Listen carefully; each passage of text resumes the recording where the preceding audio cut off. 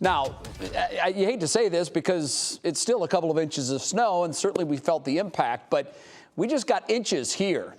That's a much different story in the Northeast. A monster bomb cyclone is battering the entire northeastern coast with widespread blizzard conditions. They've knocked out power and burying towns. Flight cancellations are really beginning to mount now, and travel bans are in place across the region.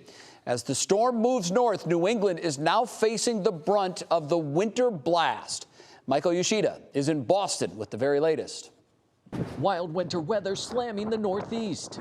We're sort of a foot and a half under snow. It's a wicked nor'easter. A massive bomb cyclone putting more than 40 million people under blizzard warnings and grinding travel to a halt.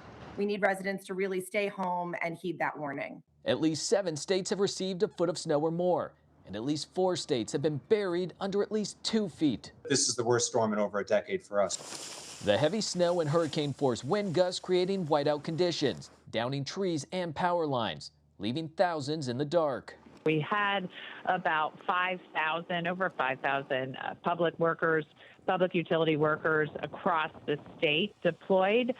They're really getting people back up and online as quickly as possible.